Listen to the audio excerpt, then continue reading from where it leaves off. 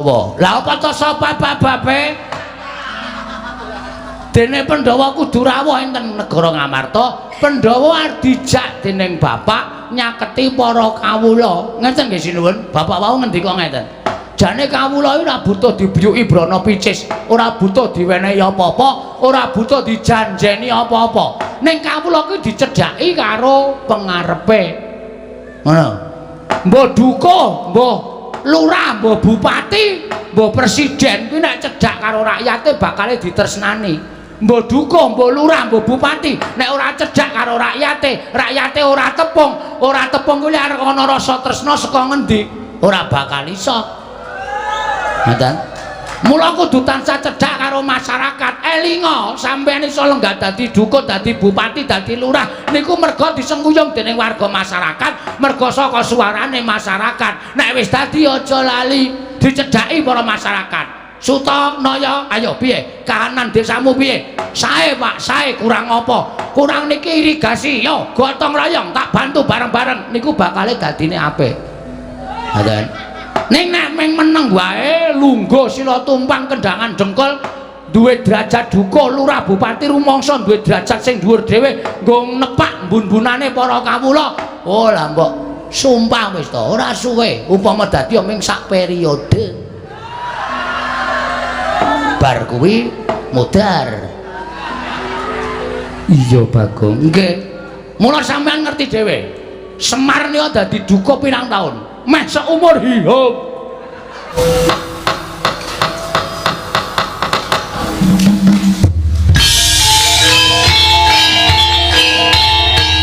Dilanjutkan pagelaran wayang kulit semalam suntuk oleh Ki Dalang Sena Nugroho. Selamat menyaksikan.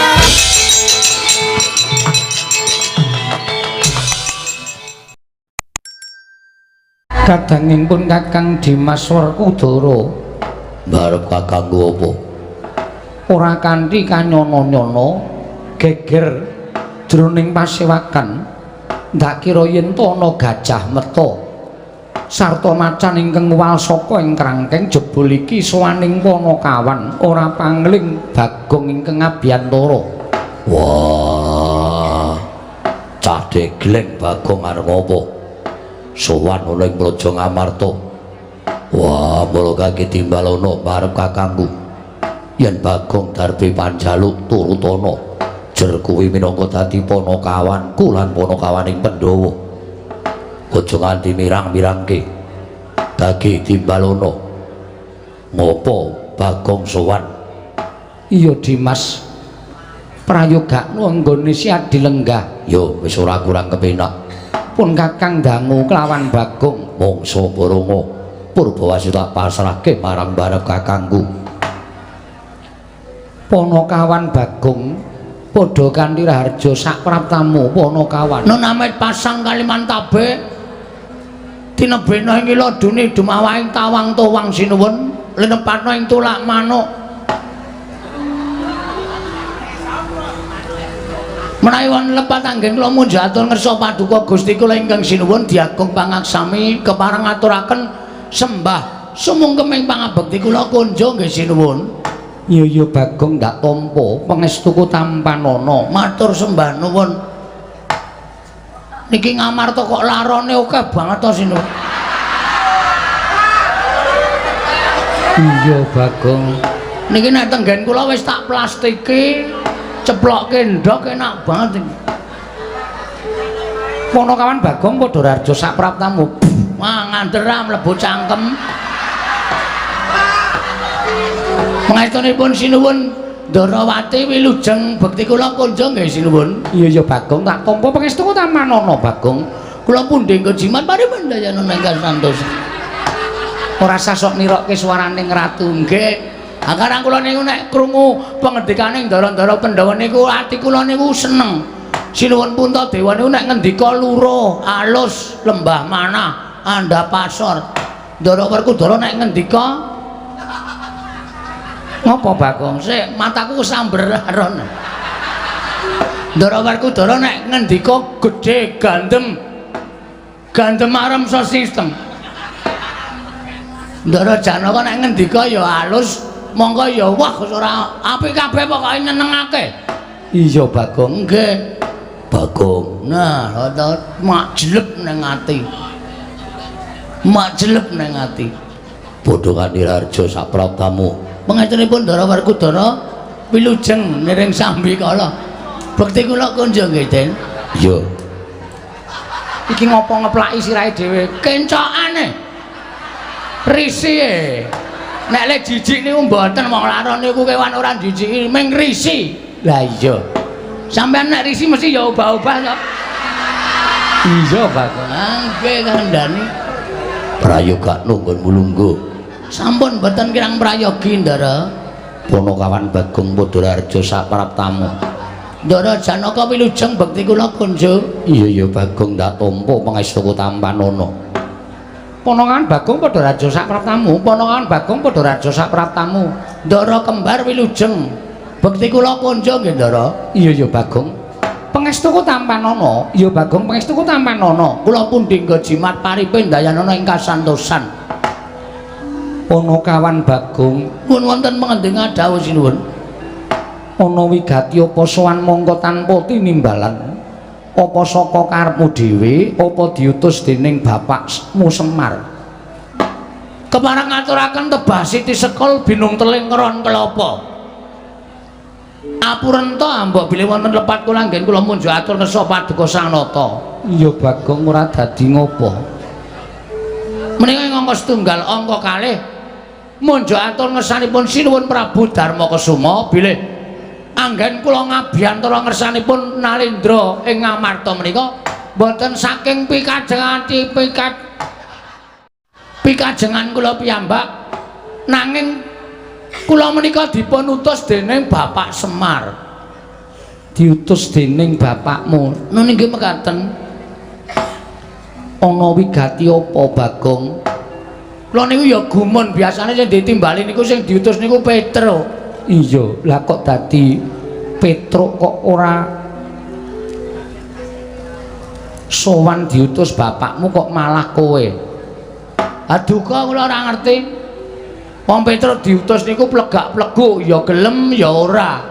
Terus kula sing ngentengaken awak kula diutus bapak sowan wonten negari Ngamarta. Ya ora dadi ngopo jan-jane ya padha wae. Jan-jane Dik.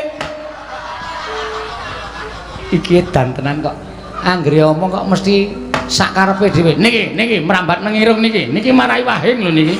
Niki lho. Nah, kaya utek-utek nang jero nganu e. Ya wis senengno wae. Ngaten, bapak niku nimbali kali kula Bagong. Anu gareng karo Petruk kowe tak lumpukke. Iki aku duwe niat sarta duwe kajat ngerti nek aku bakal mbangun kayangan. Bapakmu bakal mbangun kayangan. Nggih, kula dhewe ya wis mak tratap. Bapak kok ajeng bangun kayangan niku wong bapak niku nuwun sewu. Pawone we ambruk ora dibenake kok. Ajeng bangun kayangan mongko ngundang anak-anake. Ha niki kula wis tratapan mergo anak-anake mesti jaluki serkiler. Ning jebule mboten. Bapak maksude piye arep bangun kayangan ki maksude piye, Pak? Mergo kayangan sing arep tak piye to iki kok ana terus iki. Mergo sing arep tak bangun ki dudu kok niatku bangun kayangan ki ngene. Kowe tak critani ya. Negara Ngamarta ki mbiyen kondang negara ingkang panjang punjung pasir pawukir Lojinawi Gemah Ripakarta Tata Turaharja. Panjang perdiring dawa punjungi kuluhur lan sak piturute.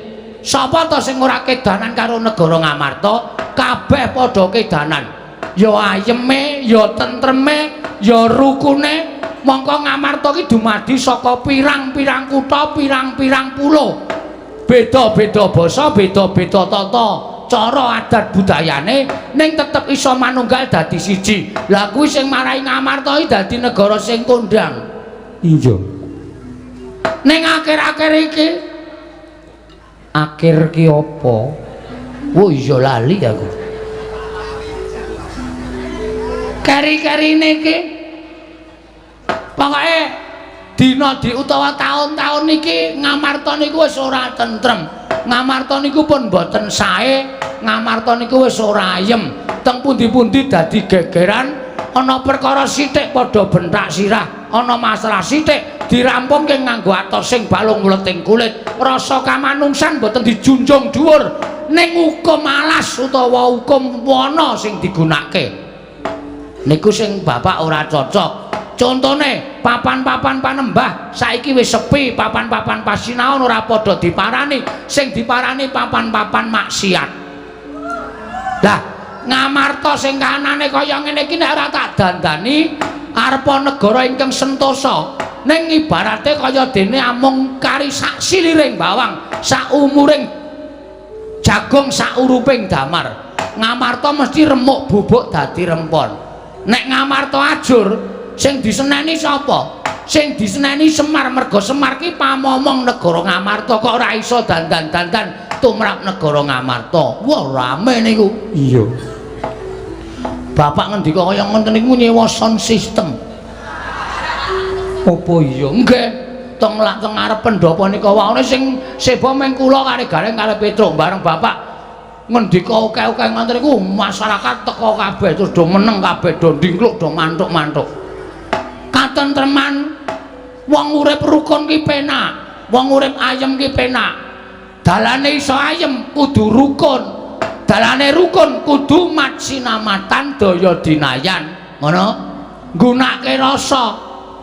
Lho niku mula kudu digayo. Wes pokoke Bapak ngoten nika nganggo dalil-dalil barang. Iya, ngangke Bapak sakniki ra. Oh iya. Ngoten niku akeh banget pokoke. Ha intine terakhir Bapak nimbali kali kula, Bagong nyedhak kene. Sing tak sawang anakku sing iso ngewangi aku mawon kaya kok ming kowe. Terus Petruk sajahe kaya gelo nika ora digunakake. Ya ora apa-apa Bagong, nggih.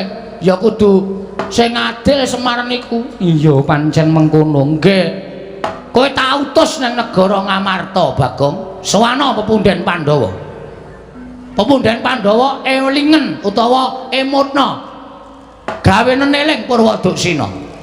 Merga kahanan kaya ngene iki Pandhawa rada kelalen ora nyedhaki para kawula, ora nyaketi marang para masyarakat. Mula kowe matura marang para Pandhawa supaya kon rawuh nang Karang Kadempel 5 cacahe. Sinambi gawa pusaka Ngamarta 3 cacahe. Apa wae Bagong? Siji. Waduh lali aku. Tumbak Kiai Pleret. Udu. Non, napa pusakane napa jenenge? Tumbak Kara Welang. Ah, tumbak Kara Welang, payung motha. Nggo ngrukupi kowe kuwi apa piye? Payung tunggul naga. Oh iya, akarang ya wong kula niki SDM rendah ya ora apa-apa. Payung tunggul naga ale pustaka perpustakaan wilayah DIY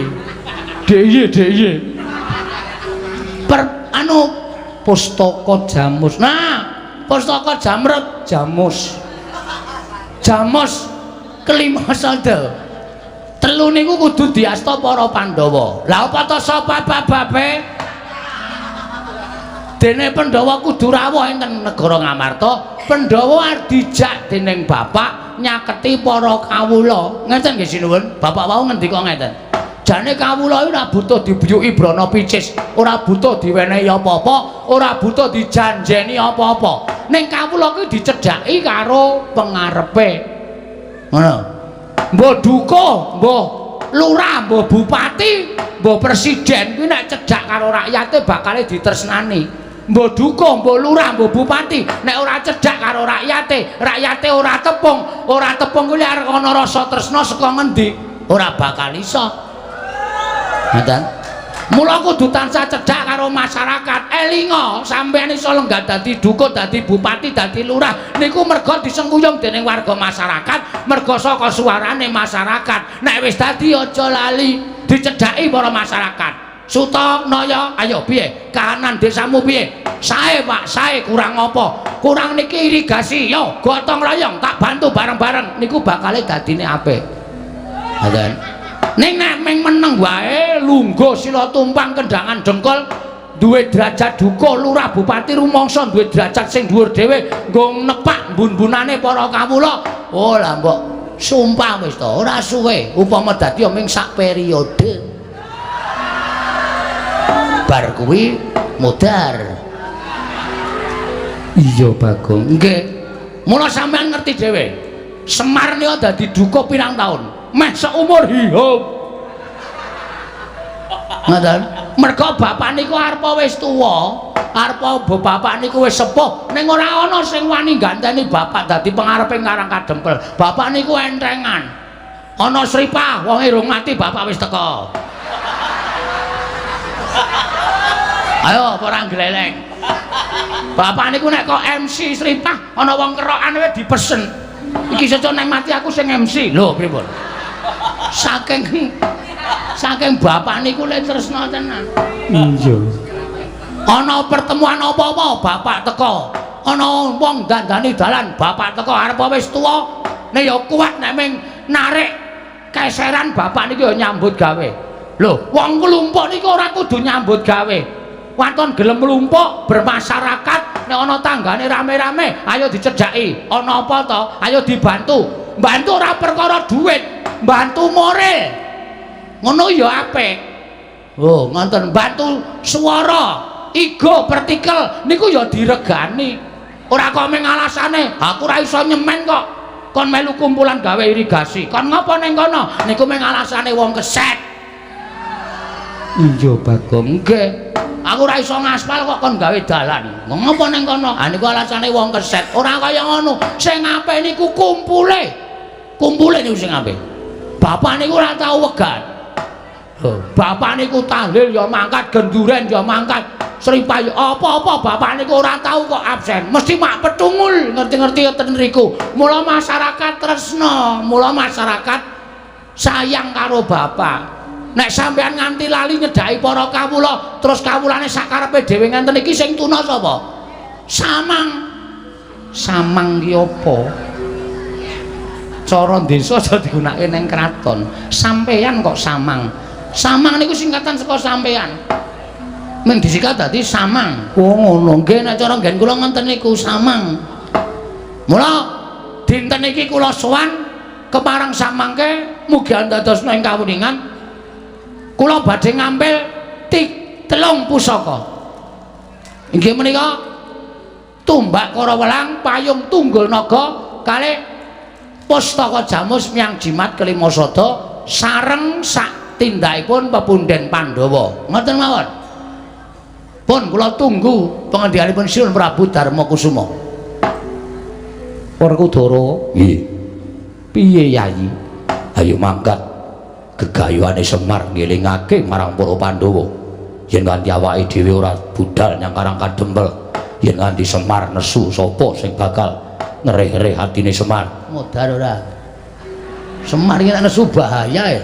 Wingi bar nesu nguyuh sak nggon-nggon. Ora bu monggo pidhato dinten menika. Kok ora bu monggo pidhato dinten menika. Yayi, kula mapunten Werkudara. Nggih. Kosik Yayi. Saking tumindak kuwi kudu dipetung. Dipetung tegese piye? Aja grusak-grusu mengko yen to ketemu dalan buntu ndak malah ora prayoga. Kresna kakangku darbi pangandika apa? Werkudara. Saiki ngene, ora kok jeneng aku ngilani kelawan Kakang Semar ora. Ora kok jeneng aku kuwi nias marang Kakang Nayantaka ora. Jeraku ngerti dhewe. Yen to Kyai Semar kuwi pantisaning Sang Hyang Bathara Ismaya. Sapa to sing ora percaya marang Kakang Semar? Bebasan kae pusaka ingkang bisa kandha jimat ingkang bisa ngucap. Nanging petungen Semar kuwi menungsa lumrah, kedunungan ina lali salah apes lan mati. Jiwane kaya jiwa menungsa. Mula ora mantra-mantra titisaning dewa. Nadyan pun Kakang kuwi akeh sing nyebutake titising Sang Hyang Bathara Wisnu. Nang wis bola-bali pun Kakang kuwi tumindak luput. Wis bola-bali pun Kakang kuwi tumindak kleru. Merga isih kesandingan wadak. Tegesipun isih kesandingan tata lair. Wong kang isih kesandingan wadak kuwi tegese gampang nglakoni keluputan. Mula Dimas, perkara iki dipetung aja kesusu budhal nang karang kadempel.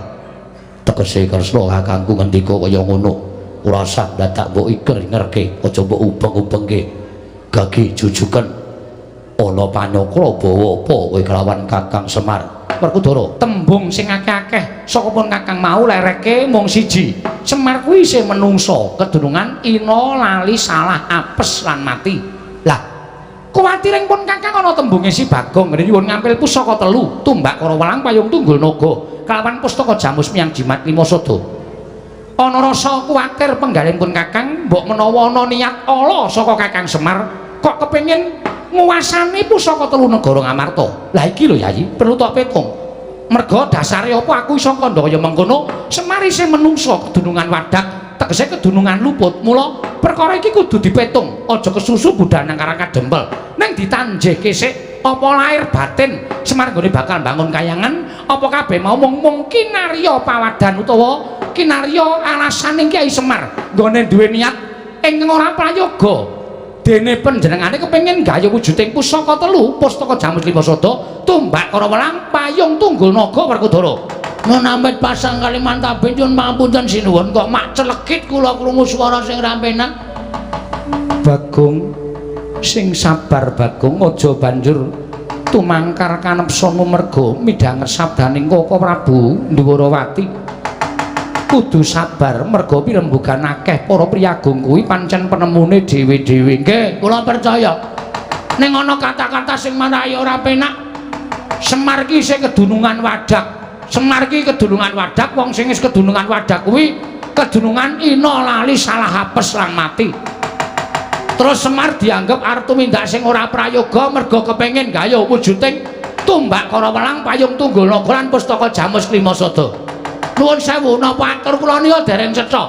Pustaka jamus lima sada tumbak kara welang menika estunipun namung kinarya syarat. Syarat. Mohon yang belum mendengarkan kinarya syarat. Dadi kula Semar niku ora kepengin gaya pustaka jamus lima sada. Semar niku gunane napa to kepengin pusaka? Arga ngapa? Wong Semar niku wonge seneng tentrem, Semar niku wonge seneng rukun. Semar niku wonge ora seneng regejegan. Kok mbutuhke pusaka ki ajeng napa? Kula tak takon. Iya Bagong, sabar Bagong. Wis ra iso sabar. Sabar ana wates ya iki kula mrogoe duwe wates kok. Nyepelekke. Nek panjang lupute karo Semar dasare teng pundi? Nek Semar niku kepengin kamukten, Semar niku pengen derajat pangkat wis biyen-biyen. Mongko Semar niku saiki umure wis ora iso diitung. Kalkulatore jebol. Ngitung umure Semar. Pinten abad umure Semar? Kok isih kepengin gaya kanugrahan, kepengin gaya derajat pangkat ki nuwun sewu. Niku dasare ora kok perkara petung nganggo tembung sing apik. Niku pancen dasare wong niku ora seneng karo Semar. Bagong, aku njaluk sing sabar. Kula nek pun ngenten iki ora iso dindakke. Bagong sabar dhisik. Ah ora iso. Lara ati kula dunake kaya ngono. Ketayalan tekan mriki saringan mawon. Nek ana sing ngarani Semar tumindak elek, mboten masalah, mboten masalah. Kula tak wangsul. Kula tak wangsul teng Karang Kadempel, kula tak matur kalih Bapak, "Pak, kowe dikira ngene. Kowe dikira tumindak arep tumindak ngene.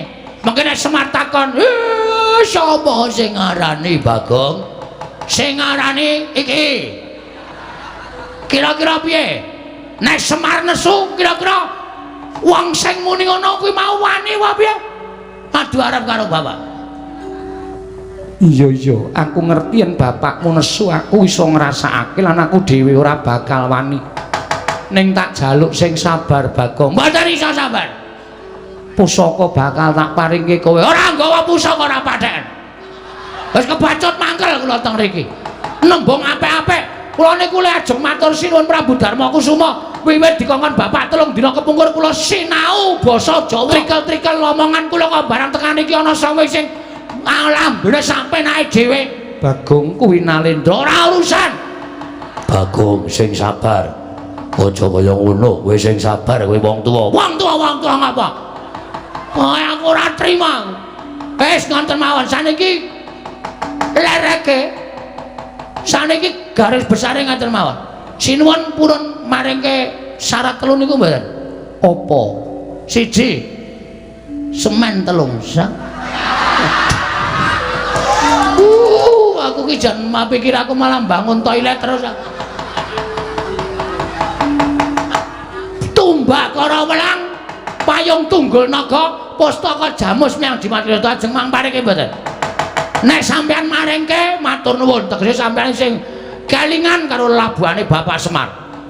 Nek sampean ora maringke, nggugu omongane wong sing ngandhake Semar kedulungan wadak, mboten apa-apa, mboten apa-apa. Ning ampun ngluputke kula nek Bapak ninggal Pandhawa.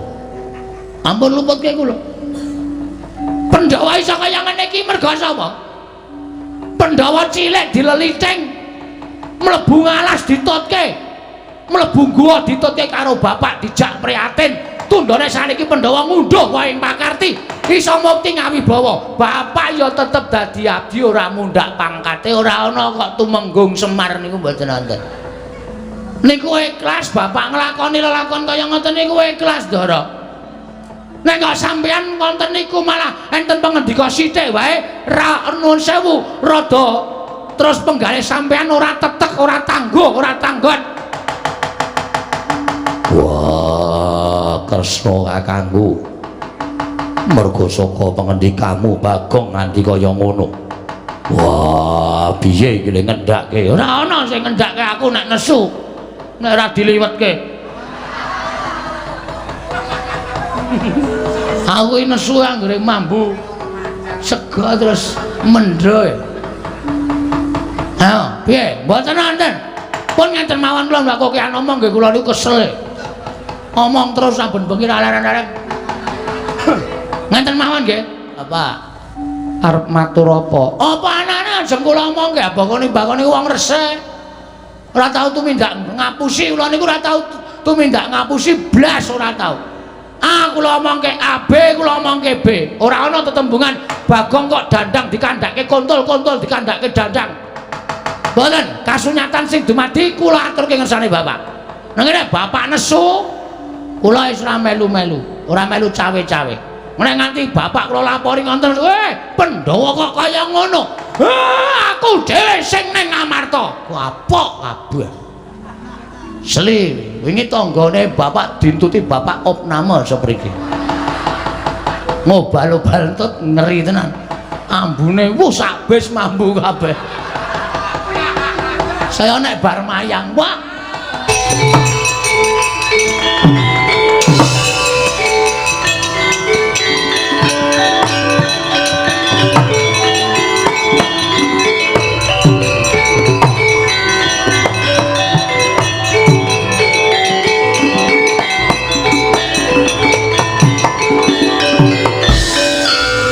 Prabu kados pundi lelampan menika menawi ngantos Bagong sak mangke matur kaliyan pun Kakang Semar kula nuwun sewu mboten badhe kula tutup-tutupi nadyan Kakang Semar menika derajate ngaceplik nanging bloko soto blak kutang terus terang menawi ngantos Kakang Semar murina kaliyan para Pandhawa sinten ingkang badhe ngendhakaken Kakang Semar Koko Prabu. Wah, Kresna kakangku piye kowe kudu tanggung jawab. Aja mung meneng bae. Wah, kowe kudu wani tanggung jawab Kresna kakangku. Arjuna kula wonten paring adhawuh. Ayo pelupun kakang metu njaba ya.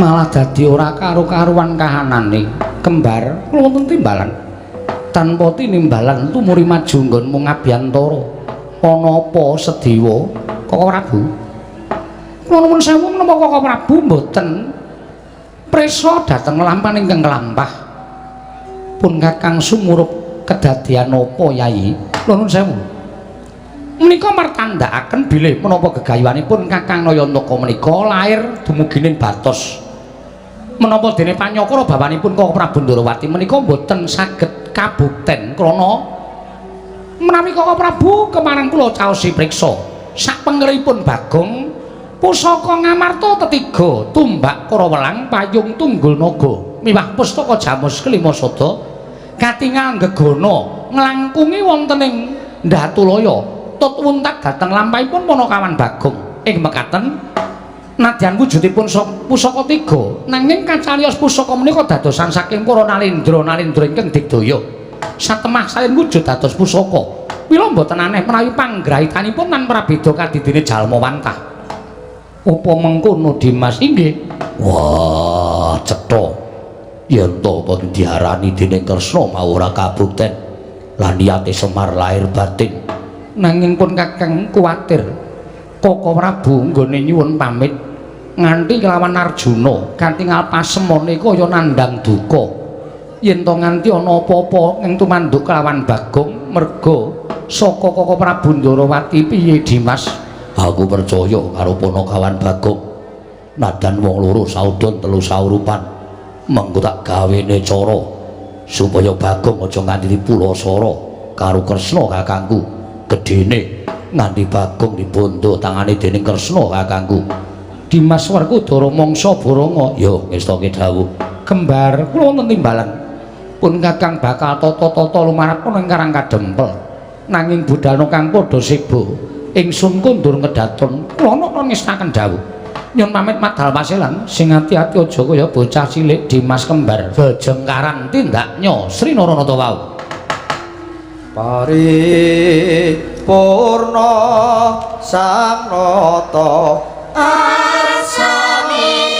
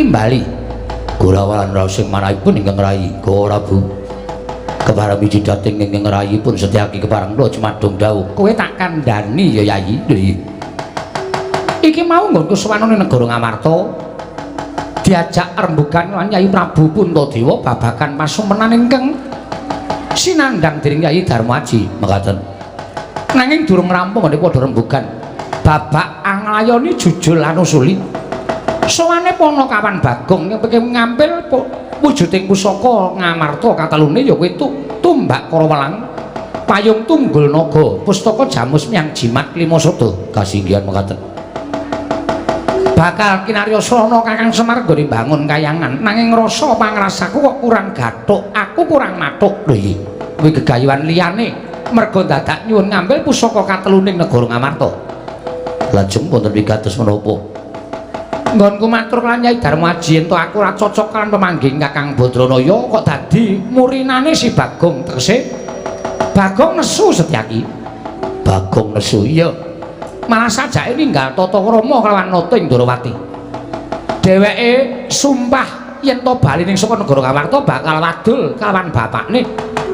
Yen to nata Ndrawati ora sarujuk lan ora mathuk yen to Semar bangun kayangan. Lajeng barengipun Bagong oyaken lho iki. Yen wis ketemu kantinen supaya tetep ning negara Ngamarta utawa mbok gawe cara supaya Bagong aja nganti bali, mengko ndak wadul karo wong tuane, mengko ndak krimikan dadi grojokan geguyut dadi tangisan. Mengko ndak Semar salin perkara kalawan aku. Mekaten kok ora Bu iya. Menawi Bagong berguguk utawa waton, tegesipun Bagong wantun kaliyan ingkang raipun Setyaki, tak paringi purba wasesa. Kang upama mbok piloro aja nganti lara-lara banget. Ning aja nganti ana tetes sing getih. Lho iki wis tak kendhawuh nyuwun pamit. Sing ati-ati aja kaya bocah cilik Setyaki.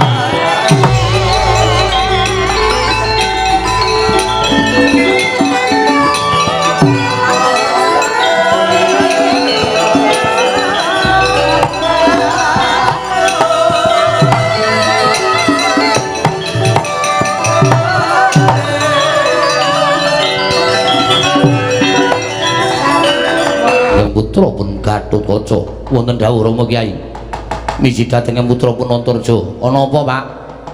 Kok bapak ngawe karo anak-anak? Gatotkaca, Antarja, Antasena wonten timbalan.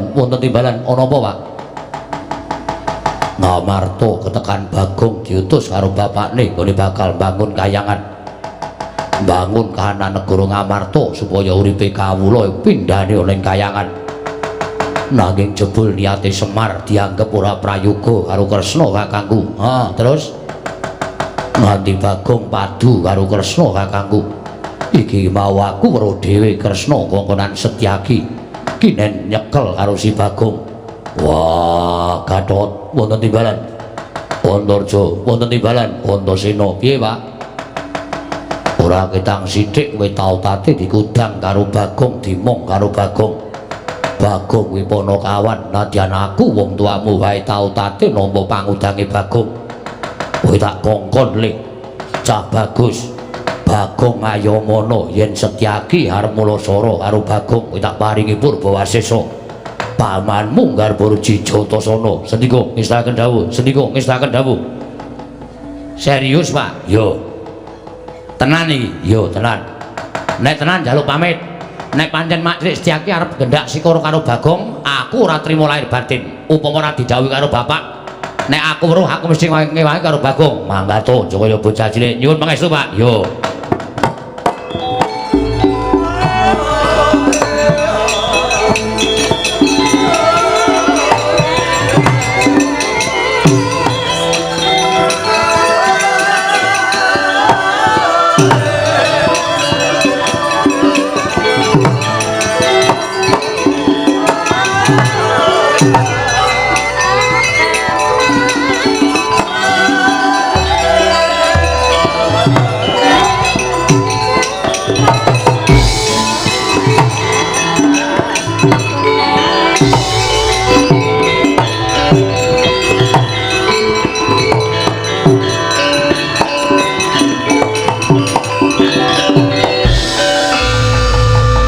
Dadi tekan semono Sinuwun Ndrawati le mikir karo bapak ya.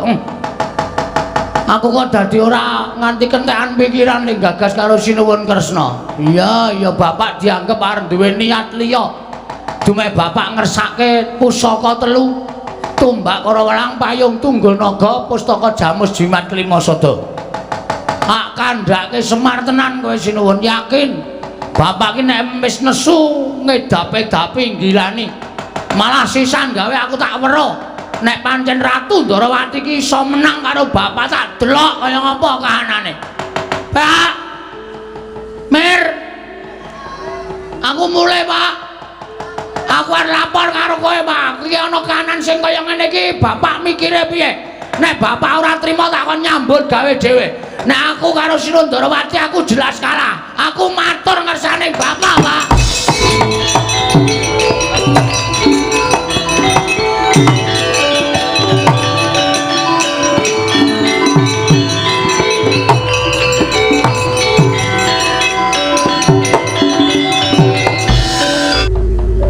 Kok tiba-tiba mak bedunduk apa nih sampean ini lho kondur teko mak bedengus kaget ya kula Bagong non waredi wangsul bali ngopo aku nyaketen kena ra entuk angkutan malah ra tekan ngomah kula aku tak takon karo kowe bali arep ngopo ajeng matur kali bapak matur perkara apa wane niku rahasia blok ora non blok ora bloko takut dosa aku tegel karo kowe yen perlu tak jempalani Bagong mangke yen to niki masalahe napa kok ngerti-ngerti dijempalani ora ngerti kenthang ki muling lelakon pojok plarenteng kanan kok ngerti-ngerti kula ajeng ditutuki niku masalahe napa monggo nek kula ajeng diantemi monggo ora masalah kula ikhlas nek kula salah aja kok diantemi lebokke pakun jaran kula disiksa nek pancen Bagong luput ora masalah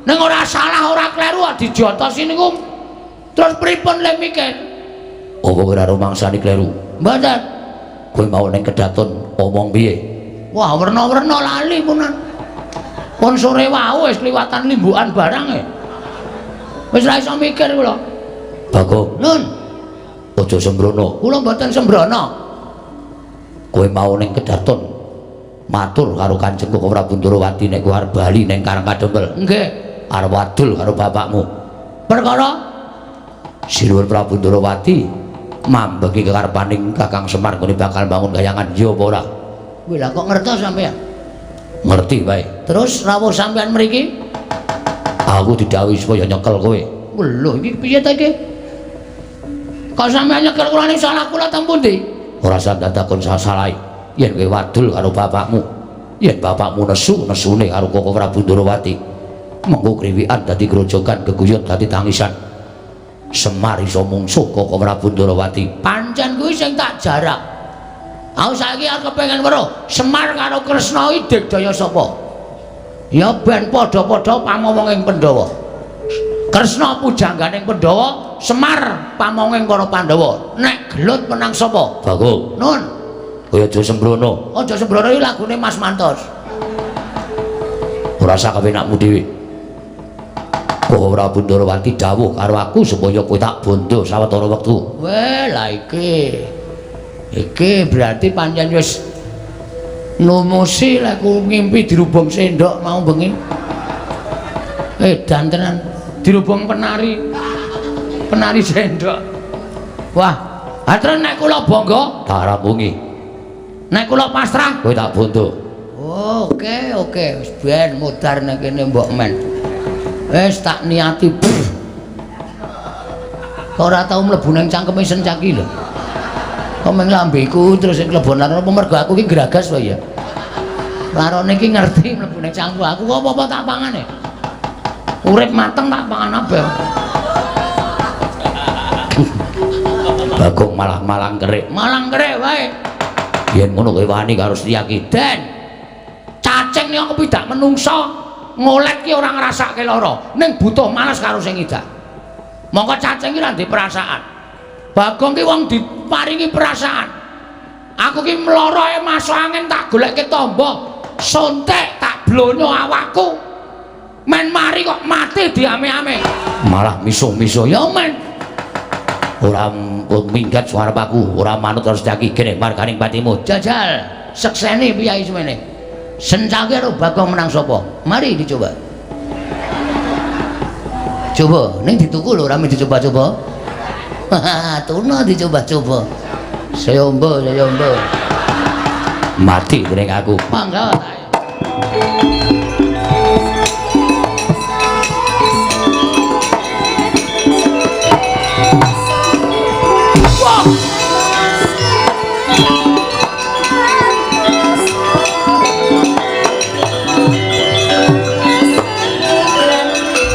likur keneng terus aku. Ngasem kok. Pak tendang ayo meng sikilku ki meng sekilan. Nendang ya meng matel lalu ngono. Ngantem ya luput nendang ya luput sencaki bungae ngantem karo aku. Wis jelas. Iya kowe Setyaki. Ayo aja leren maju rene. Njaluk tak ajar, njaluk tak remuk awakmu. Oke. Pisan iki aku kalah. Ning sateruse aku yakin tetep kalah. Mula Setyaki penano neng kono. Nek kowe arep ngajar karo Bagong, nek kowe iso ngoyak Bagong, ayo aku pasrah karo kowe Setyaki.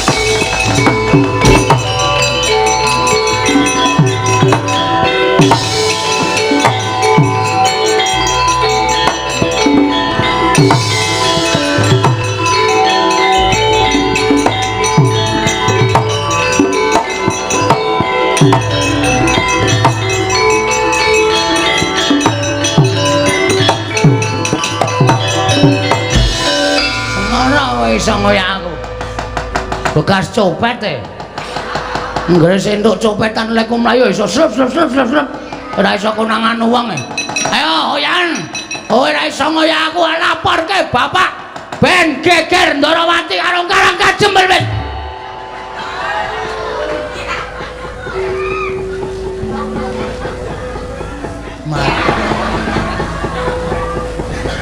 aku dadi Satpol PP kok ngelumpuk nang kene.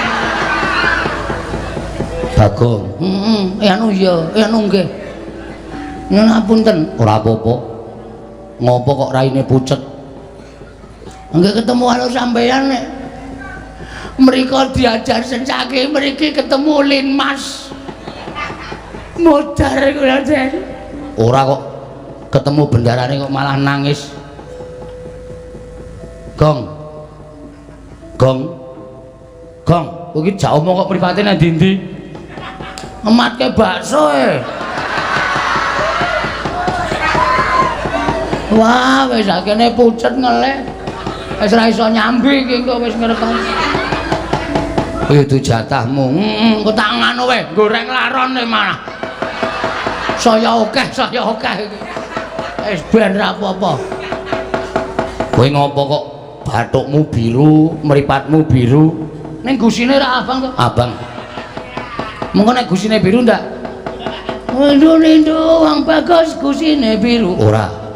Kowe ngopo? Anu diajar Ndara Setyaki. Lho, sida diajar. Wis mau kok ndak tak sida diajar ora. Lah terus sampean mriki? Aku didhawuhi bapak. Bapak sapa? Ya bapakku. Bapak sampean lho. Lho kuwi piye to? Bapakku rak Werkudara to. Lho, isih ajeg to dengkulmu mlocot. Apa kon ganti bapak mbak menawa kang ibu gareng rapi meneh. Soko telak. Kowe mlayu nggih. Wedi. Ya mesti wedi. Aku ora tau iso males anggere ngantem luput cupet. Anggere nendang ya ora kena edane. Ndara Setyaki iki duwe aji lembu sekilan.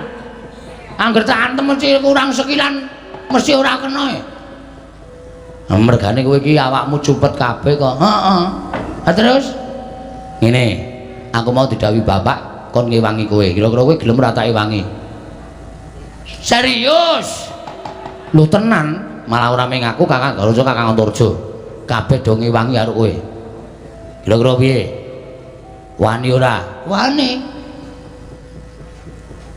ki mbok digoleki lenge ditablek iso ora ta iki. Ya ini kok goleki leng. Lah yo peteng banget to. Ketara kok kowe. Wis ora usah wedi. Wis saiki nang kene tenguk nang ngarepku kene. Engko nek Mak Setyaki tekan kene arep ngajar karo kowe. Aku sing arep nandangi. Mbok dilegong lek cengelmu iki Gus tak ajar kowe ora mangkel aku itu wae Mas arep sampean iki bendaraku sampean ki nom tak tunggune kene entene kowe kira-kira Mak Setyaki ora trimo omong aku ajari omong karo Kakang Garuja ya ben diajar omong Kakang Antarja ya diajar iki kabeh ngewangi karo kowe ngambung ora malah meng pipi Meng pipi iki apa-apa. Cipika-cipiki.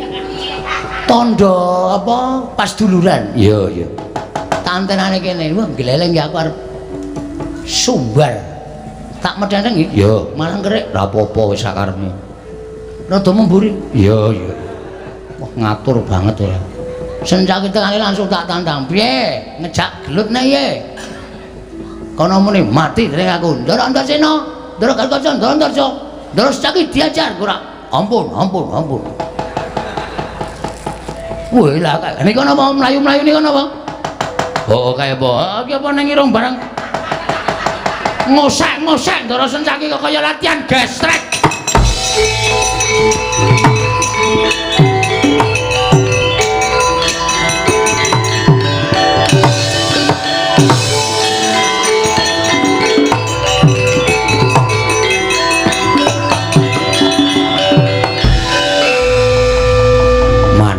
Gini, mandek kesel kok. Iso ngoyak aku wis iki. Iya, ayo manuto karo aku. Anggir Antasena. Heeh, Mak Cilik. Anggir Gargaja. Iya, Paman. Anggir Antarja. Iya, Paman. Lenggah wonten ing mriki. Ya mung ngisis wae kok. Ora ngopo-ngopo. Kok kayane ana masalah karo Bagong. Badhe kula rampungi. Ya dilampungi. Rampungi Gong, nek ana perkara dilampungi ben kek padang kahanane. Siap. Karepe piye Mak Cilik terus tok tanting wae. Oke. Karepe piye kowe? Terus piye? Lho. Kaya kowe mau wis tak ajar. Mau saiki. Mambu. Keri. Mau saiki. Wah, jan.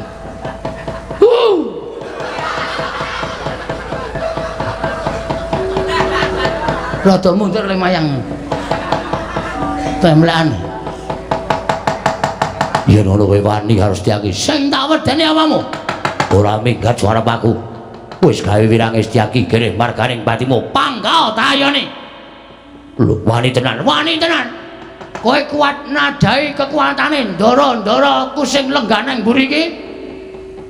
Kelakon kowe boyong Bagong. Lho, nggih. Apa Mak Cilik? Bagong kok nandangi kados ngaten. Ya pancen ngantemi Bagong, sing diantemi aja Bagong, ning Antasena. Sing mbok jotosi Kakang Gargaja, sing mbok jotosi Kakang Antarja. Sago dadi sulihe Bagong dijotosi Mak Cilik Setyaki. Ah. Ampun ngoten, nggih. Njenengan niku kok kados ngaten. Iki tenanan ora ming guyon. Mula manut wae Mak Cilik wis. Kersane piye arep dijotosi nek perlu sampean nggawa godhosi kuning. Ning sing duduk ya aja Bagong. Antarja, Antasena, Gatotkaca. Ya to, Kang? Ya, Dimas. Lah. Piye? Sida ora? Kok pucet? Kok saged ngaten? Mergo Bagong kuwi abdiku le. Bagong kuwi abdine Pandhawa. Aku ora ketang sithik tau tate digudang Bagong. Tau dimong karo Bagong. Mulane ana wong sing arep ngendak sikara karo Bagong aku ora trima. Semono uga Kakang Gargaja Kakang Antarja ya ngono. Rumangsa wis tau dimong Bagong. Nek ana wong sing arep ngantemi Bagong, mestine do mbelani ora trima. Bagong iki tukang pamomonging anak-anak Pandhawa kok arep dijotosi sak penake dhewe. Apa nek kira-kira Mak Cilik ora tegel jotosi Antasena, Gatotkaca Antarja dicoba wae. Njajal Bagong ora usah gelut ning mungsuhmu aku wakile Bagong. Ya coba ye. Yo piye? Wong iki nek ora salah iki nek ndi dibantu karo wong. Ora kok mung sak kepenakmu dhewe dumeh didhawuhi karo kakane terus Bagong iki mergane patimu. Boten dereng aku. Saiki piye? Kowe ngomong apa saiki? Ayo muni ya. Muni ya, guys. Iya. Ya piye ora ya. Ya wis. Ya wis piye? Ya wis Bagong aku ora sida mula sara karo kowe. Piye kok ora sida iki wah kene wis mempeng e. Kene wis nyewa tukang pukul 3 e. Pukul batu bata, pukul batu kali, Pukul gundulmu. Rasa nesu ngono iki kok nesu ora. Nek sampeyan ora arep melu-melu perkara iki wedi karo putra-putra Pandhawa, mundur. Ngono aku ditimbali kok ora Bundarawati. Iso alasan to? Mula ana tetembungan 1001 alasan. Mundur, Bagong ampuh apa piye wis terserah. Nek sing penting sampeyan aja nganti nyekel karo Bagong. Nek sampeyan demok kulite Bagong mungsuhe lancur-lancur Pandhawa terus ya.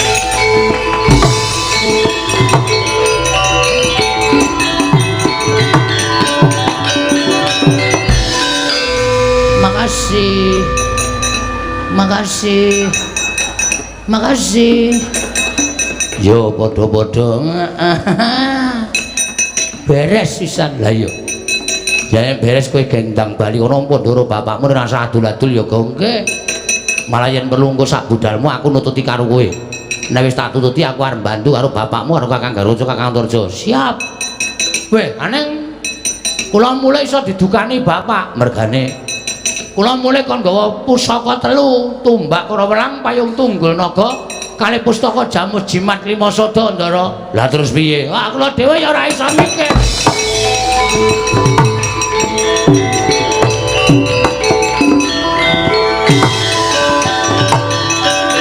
Kudus.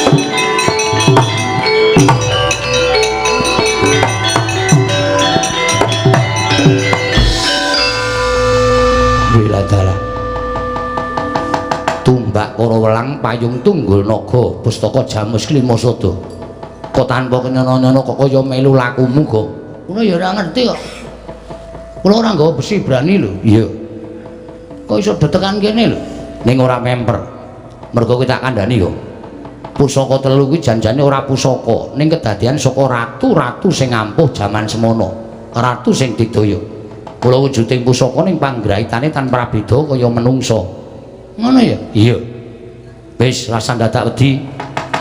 Pusaka 3 boyongan ning Karang Kadempel, sak pungkurmu aku nusul karo kowe. Monggo yen perlu bapak karo Sinuwun Prabu Puntadewa, Siwa Ngamarta tak suwune supaya tedhak ning Karang Kadempel. Estu nggih, Den? Iya. Nggih nyuwun pamit niki pusaka kula gawane kula tak bali matur karo bapak. Ya sing ati-ati kok nggih.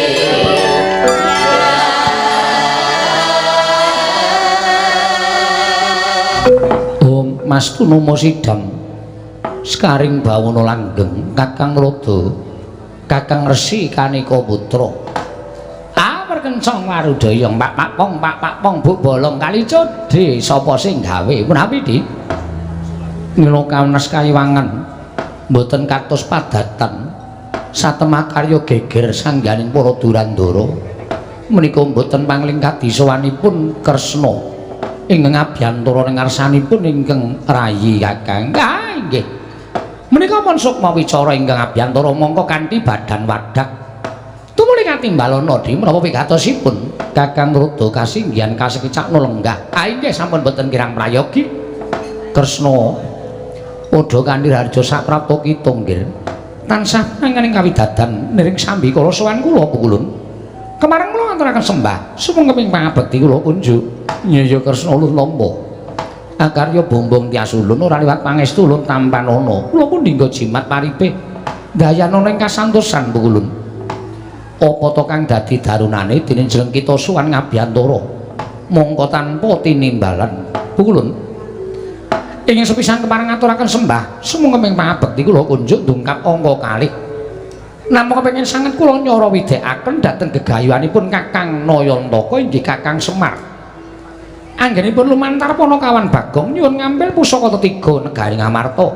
tumbak Karawelang payung tunggul naga lan pustaka jamus nyang jimat lima sada kinarya saratanipun Kakang Semar badhe ambangun kayangan pukulun kuwatos sing manahipun ingkang putra Indrawati ingkang mayahpun Kresna tembungipun Kakang Semar anggenipun kepengin bangun kayangan menika menawi sakmangke ngantos Kakang Semar menika wantun ngembari dhateng panguwasipun Kayiwangan srana anggenipun badhe bangun kayangan menika menapa boten nami ngasuraken dhateng asma Paduka Pukulun wonten dungkap ing ngangka kalih Pukulun Kakang Semar menika nadyan titising Sanghyang Ismaya menika tasih kadang werdanipun Pukulun Manikmaya ewadene wujudipun Kyai Semar menika wadak tegesipun jalma wantah ingkang tansah kedunungan raos tuwin kedunungan wawatekan inggih menika ina lali salah apes kelawan mati kuwatos raos sing manah kula menawi anggenipun nyuwun ngampil pusaka tiga negari Ngamarta menika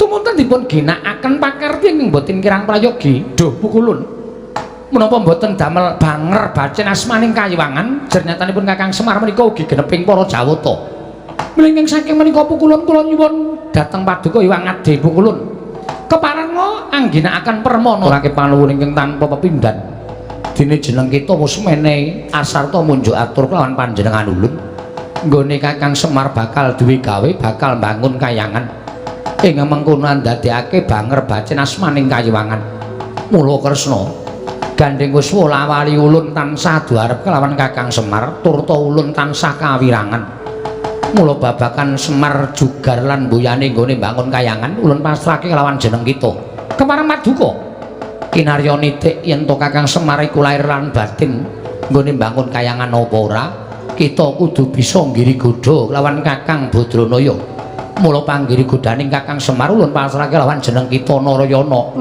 ngestaken dawuh lajeng parang Paduka mudhuna ana ing jagat ulun paringi parilah kita ngganggu gawe kelawan Kakang Semar nggone bangun kayangan lho niki ngestaken dawuh Pukulun gandeng sawonten waca dapat Paduka Hyang Adi Pukulun lan ana kula nyuwun pamit madhal pasilan sing ati-ati aja kaya bocah cilik Kresna wayah ulun ing Ndrawati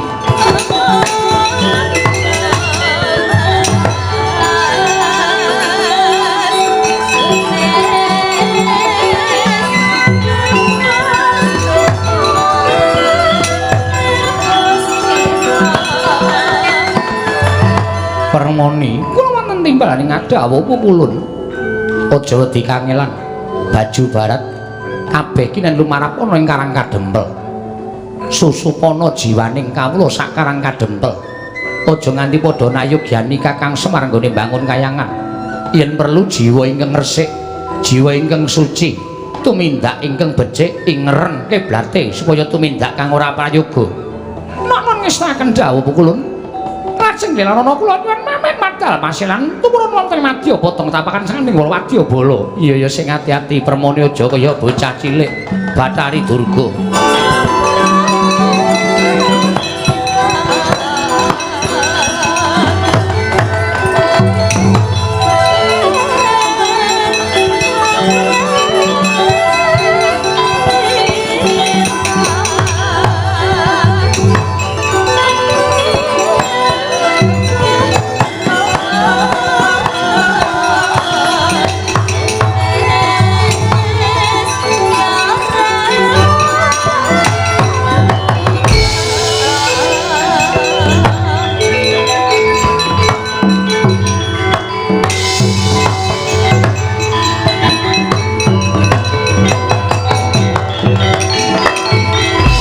timbalan prastawa dawuh timbalaning Iwang Pikulun Manikmaya pancen pun Kakang ing kinarya niti priksa kelawan niating Kakang Semar apa pancen lahir batin bakal mbangun negara Ngamarta apa pancen mung kepengin ngembari marang panguwasaning para Jawata jer tembunge mbangun kayangan kasinggihan mekaten nae menapa mboten badhe ngleling semi ngatasipun Paduka menika sami priksa bilih Paduka Kanjeng Prabu Ndrawati teka Girigoda dhateng kejejang utawi gegayuhanipun Kakang Nayantaka Janaka wonten timbalan aja wujud nata Ndrawati lan Arjuna kepareng Paduka yen pancen Si Adiwasis maraya tututana kekarepanipun Kakang monggo Kaka Prabu kula dherekaken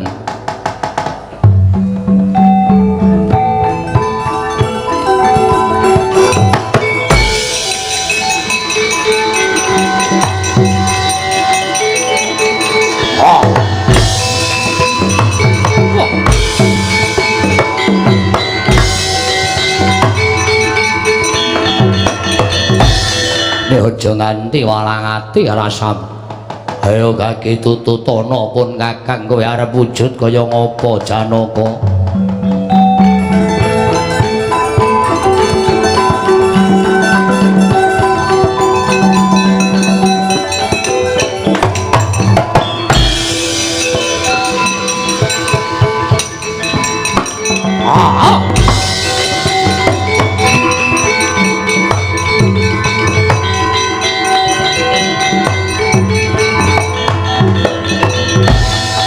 Aku wujud buta. Apa dasarmu kowe wujud macan? Menawi kula mlebet wonten ing Karang Pradesan tartemtu gegeraken sangya para kawula Karang Pradesan. Kanthi cara mekaten boten tumanjem manahipun para kawula menawi badhe nyengkuyung Kakang Semar anggenipun bangun kayangan. Yo, aku tak ngambah Dirgantara kowe nasaka Karang Pradesan Karang Kadempel iki. Monggo kula dherekaken Koko Prabu.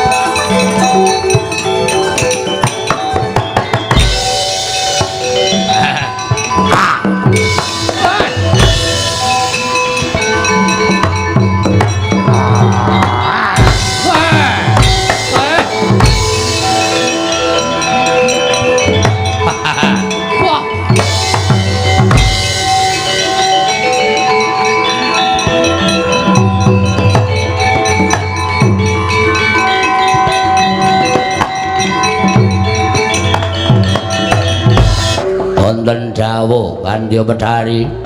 Pandya Bedhari wonten timbalan. Pandya Bedhari wonten timbalan. Kabeh para wadyabala rak wiji mbaka siji. Saka ing dandang mangurip baju barat kabeh wae. Dina samengko kowe tinimbalan supaya lumarep ning Karang Kadempel. Ngerti ya? Yen to Kakang Semar bakal bangun kayangan. Mongko nampa ngemban dawuh timbalan ing Sang Hyang Jagat Girinata kowe karo aku kenen Girigoda kawula sak Karang Kadempel. Aja nyarujuki marang apa kang dadi gayuhaning Kakang Semar. Sranane susupana jiwaning para kawula sak Karang Kadempel ingkang becik gawenen nala, ingkang bener gawenen luput, ingkang wis bener kiblate, ingerna kiblate ya para baju barat. Wadah. Lajeng pangkatipun para wadyabala benjang menapa? Raketang sambung apa celintang tu beliau mangkat dina iki. Non ngestaken dawuh nyuwun pamit Pandya Bedhari.